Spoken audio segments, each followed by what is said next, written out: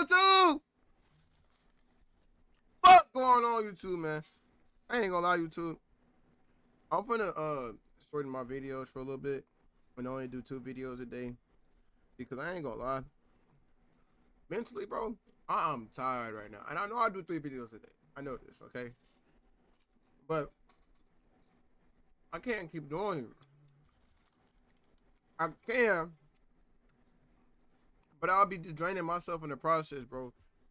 And right now, or I might just do it for today. I might just upload 2 videos tomorrow for or no, today.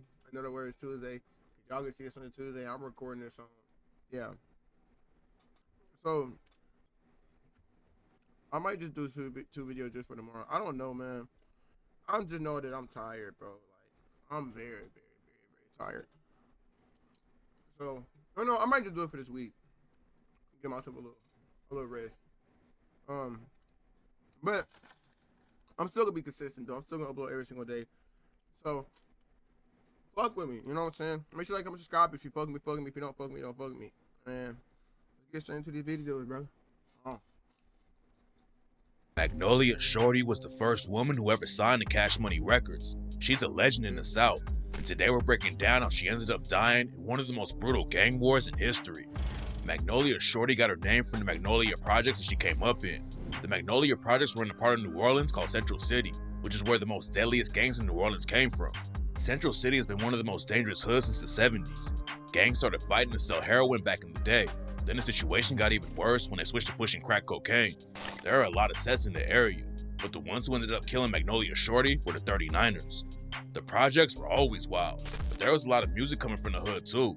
Juvenile and Turk came up in Magnolia and were in a rap crew with Lil Wayne back in the day called the Hot Boys. Birdman from Cash Money Records had ties to the Magnolia Projects, and that's how we found Magnolia Shorty. Birdman signed her to Cash Money, and Magnolia Shorty started hopping in the booth with the rest of the label. Birdman also discovered Turk after he saw him rapping at a block party with Magnolia Shorty. So she was a big part of how the Hot Boys first formed and played a big role in the history of New Orleans rap. Rappers in New Orleans started a wave back in the 80s called Bounce, and Magnolia Shorty was taking the sound to a new level. She dropped her first record in '97, and people started calling Magnolia Shorty the Queen of Bounce. Her first record, Monkey on the Dick, was entirely produced by Cash Money's in-house producer, Manny Fresh. It was a big hit in New Orleans and helped put Cash Money on the map before they were known to the world. It looked like Magnolia Shorty was going to take over the game back then, but she never dropped another album. She was still putting in work in the studio, but Magnolia Shorty stayed too close to the streets and was brutally murdered before she could finish her second record. One reason to try Zaxby's new chicken finger tacos? We'll give you 2, Chipotle Ranch and Avocado BLT. Who's that? Wasn't sure what insurance I needed for my shop, so I... But before we get into why Magnolia Shorty was shot 26 times, we gotta dive into the shock and murder wave that was tearing up New Orleans. The Magnolia Projects were in Central City, and one of the most violent crews in that area was called 3NG. 3NG is based on 3rd and Galvez, and has been running Central City since the early 2000s. Back then, they were beefing heavy with a crew called the Calliope Porch Boys, but by 2003, the New Orleans cops reported that the Calliope Porch Boys had been wiped out. Going to war with the Calliope Porch Boys made 3NG one of the most respected gangs in New Orleans, but it also brought in a lot of heat from the cops, and even the FBI and CIA started paying attention to what was going down in Central City. The original Magnolia Project started getting torn down in the early 2000s, and Hurricane Katrina flooded the whole area. New project buildings went up and were called the CJP Community instead of Magnolia, but the new projects were even more violent. A crew from Magnolia called Bird Gang started beefing with 3NG, and in 2009, they got into a deadly shootout in the middle of the Mardi Gras parade. According to the cops, 3NG and Bird Gang ran into each other on St. Charles Avenue while the Mardi Gras parade was going by. There were hundreds of people all around, but that didn't stop the crews from upping their straps. Shots started going off and everyone ran for cover. Both sides were busting at each other, but the only people who got hit were innocent bystanders. The shootout made headlines everywhere and put a lot of pressure on the cops to stop 3NG, but nobody knew how violent they were about to get.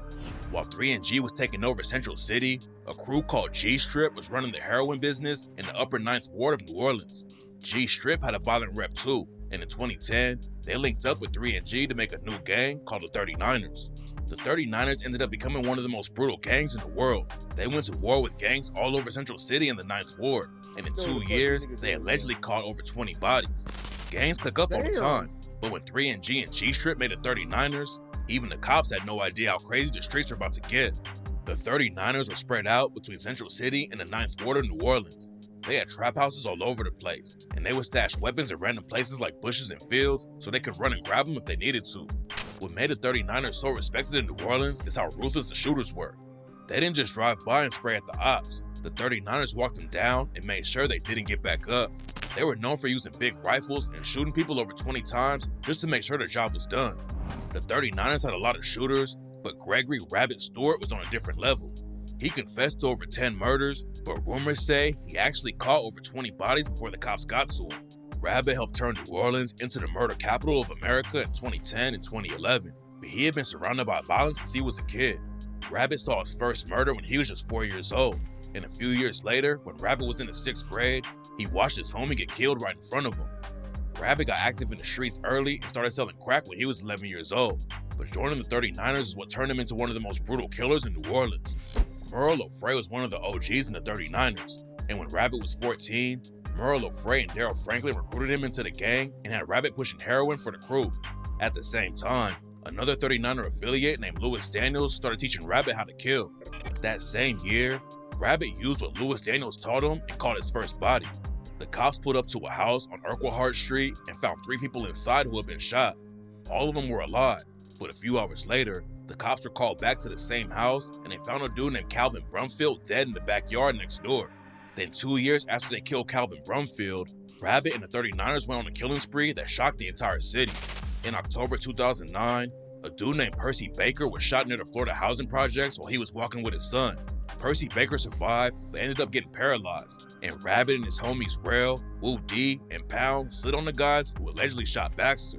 A few months later, Rabbit and his crew shot and killed Kendall Favor while he was sitting in his car.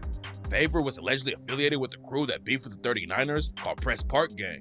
When Rabbit eventually flipped and told the cops about I've never heard of none of these niggas before. The murders, he said that he went to Percy Baker's crib after they killed Kendall Favor. Rabbit and Kendall Favor both ended up in the Florida projects. Rabbit told him, "Son, you know, we handled that. It wasn't the dude who shot you, but it's one of his friends. They're gonna cry behind that." Taking out Kendall Favor was only the beginning though.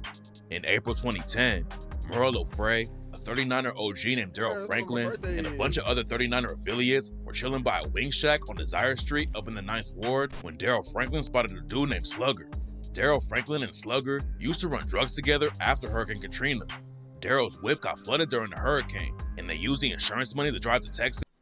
I thought that Hurricane Katrina happened in 2018. And pick up half a brick of cocaine. They fell out though after Slugger went to prison and linked up with another crew, and Daryl Franklin was already planning on taking them out. It seems like Slugger had the same idea though, because a few minutes later, 3 shooters pulled up on the 39ers.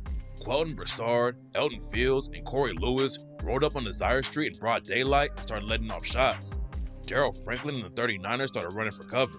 Daryl ducked under a house, and that's when he looked up and saw his homie, Terrence Butler, aka Cheddar Black, who caught a bullet in the head and was left with half his face gone.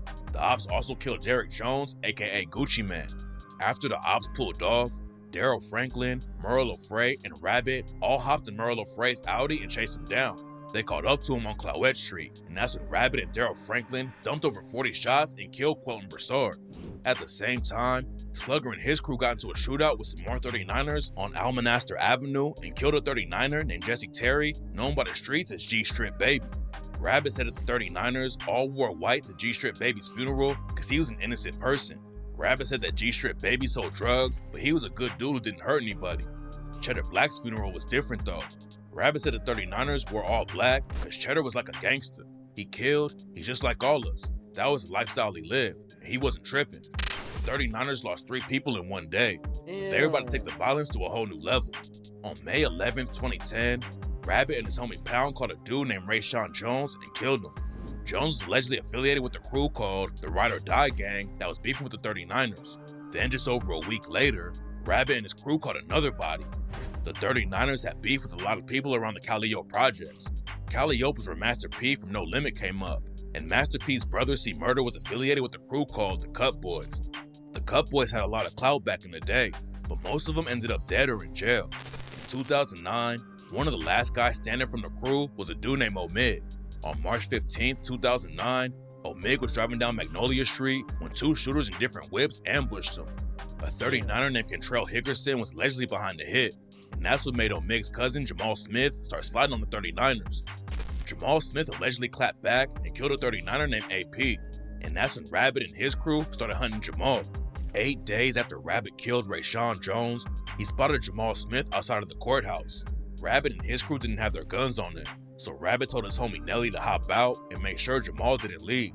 Rabbit and some other 39ers got their guns and came back to the courthouse and waited down the street until Jamal Smith came outside. Jamal's homie Lester Green came through and picked Jamal up when he was finished inside the courthouse, and they drove right past Rabbit and arrested the 39ers. There were cops all over the place, but that didn't stop the 39ers from catching their ops. They pulled up to Lester Green's whip, and that's when T-Red and Rat hopped out and tried to light him up. Rat and T-Red forgot to switch the safeties off their guns though, and that's what saved an innocent woman's life. Lester and Jamal had a girl in the car with them, but she took off running and was able to get away before Rat and T-Red got their guns working. Jamal and Lester weren't as fast though, and both of them got shot by the 39ers. Lester was shot in the head and died, but Jamal got lucky and survived. Then just 8 days after that, Rabbit and his homie T-Red caught another op named Donald Daniels and shot him to death. 2010 was already one of the deadliest years in New Orleans, but the 39ers weren't done yet. Eldon Fields was involved with the shooting that killed Cheddar Black and Derek Jones in April 2010. He ran off on foot and escaped after Rabbit and... Dad, I know I've been kind of quiet like this whole time, but like I ain't gonna lie, I don't know what to say because these niggas were real deal killers, like for real. Like these niggas is running niggas down. Bro, these niggas is higher. Damn.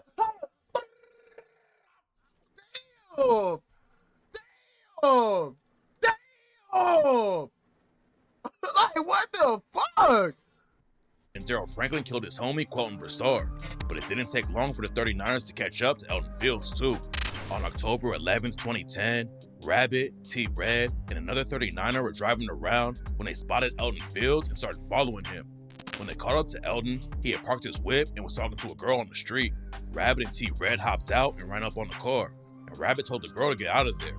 Eldon Fields had his door open and tried to close it, but Rabbit stood in front of the door and started shooting him in the face, while T-Red was shooting him from behind the back window. Eldon Fields was on the hit when Cheddar Black got killed, and that's why Merle O'Fray wanted him gone. Rabbit said Merle loved Cheddar and he wanted everybody dead who had something to do with it. While the 39ers were tearing up the city, Magnolia Shorty was doing shows and working on her second album. She never gangbanged, but Magnolia Shorty was tight with a lot of street dudes, and that's what ended up getting her killed. One of Magnolia Shorty's homies was a dude from Cali named Man Man. Man Man had major beef with the 39ers. Back in the day, Man Man and Magnolia Shorty were both tight with a rapper from the Magnolia Projects named Soulja Slim. Soulja Slim had a lot of respect in the streets, but he was going hard in the rap game too and had a deal with No Limit Records. I heard about this nigga. Soulja Slim dropped his debut album, Give It To Him Raw, on No Limit in '98, which made it to number 13 on the Billboard charts and is now considered a classic in New Orleans hip-hop. He also had a #1 hit with Juvenile, but Soulja Slim never really left the trenches. According to rumors, Soulja Slim set up and robbed another rapper in New Orleans who had ties to a major heroin dealer. Some people claim that Soulja Slim actually killed the other rapper, and that's why he allegedly had a $10K bounty on his head. Soulja Slim was brutally killed outside of his mom's house after he allegedly murdered the other rapper, and a dude named Jarrell Smith was booked for killing Soulja Slim.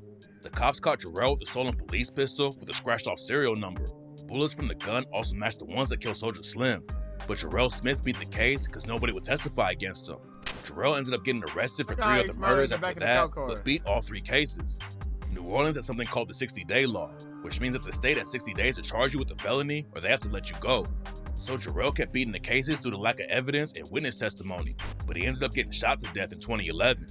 Before that, I just want to know how the fuck that picture got taken, bro, because there was no phones for real back then. So how the fuck that picture get taken? Clapped back and allegedly took out another dude who people think was involved with the hit on Soulja Slim.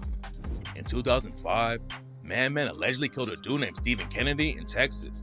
Then after he came home to New Orleans, Man Man put a huge target on his own back when he started telling people he wanted to kill Merle O'Fray. The 39ers heard about it, and that's when Rabbit and his crew got active. On December 20th, 2010, Rabbit got a call from his homie Rat. Rat said he knew where Man Man was at, so Rabbit, T-Red, Rat, and a 39er named Freaky slid into the Cali Projects with a dude named T-Bone behind the wheel. Man wasn't in Calliope, so Rabbit told T-Bone to drive to the Georgetown apartments where Magnolia Shorty lived. Rabbit knew that Man was tight with her, and that's how the 39ers caught both of them. Magnolia Shorty was supposed to be heading to Miami to perform at a bounce festival, but she forgot something in her apartment and had to go back to grab it. When Rabbit's crew rolled up to the Georgetown apartments, they spotted Magnolia Shorty's whip pulling in and decided to wait outside of the gates.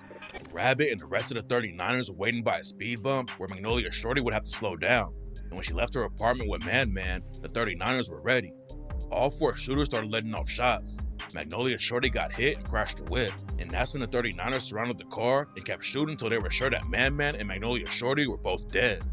Magnolia Shorty didn't have anything to do with the beat. Hold on, so did they really hop on top of the motherfucking car like that through the sunroof and get the blasting at their ass? But she still ended up tragically dying from it. And when Rabbit testified about it in court, he said, she was caught at the wrong place at the wrong time. It took a while before the cops booked anyone for the murder, but they finally got a break in the case after they booked Rabbit and he started telling them everything. In 2011, Rabbit was arrested on federal heroin trafficking charges. The cops had been trying to take down the 39ers for years, and Rabbit helped put a lot of his old homies in prison. He wasn't the only one who flipped though. Daryl Franklin, Freaky, T-Bone, and a dude named Big Wash all started working with the cops and told them about 27 murders the 39ers were involved with. Hold on.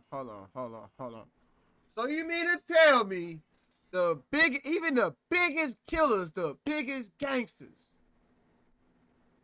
still snitched? I'm starting to think snitching don't even exist. Rabbit knew he was facing the death penalty, so he told the cops everything and got hit with 4 life sentences instead. He was the first one that flipped, and Rabbit's testimony helped the cops take down 10 of his old homies. T-Red, Woody, Pound, Rat, and 3 other 39ers all got hit with life sentences after Rabbit snitched on them. While Rabbit was on the stand, he didn't show any guilt for all the people he killed, but he said that he felt bad about flipping on his homies. Right after he told the court about all the murders, Rabbit said, with T-Red, bruh, that's really like my true brother. I know our relationship is over with, because you know what I'm doing to him right now. Daryl Franklin also got hit with a life sentence, but the ops caught up to Merle Lofray before the cops could.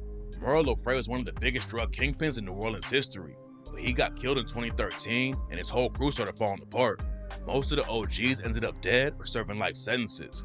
They were the most brutal gang in the city, but 5 of their biggest shooters flipped and took everyone down with them.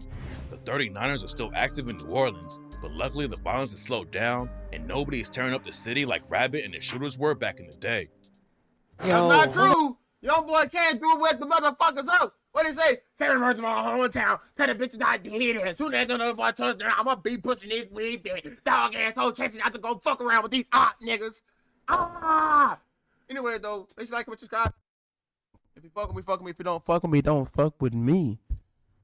I'm gonna see y'all niggas in the next video. Deuces, nigga.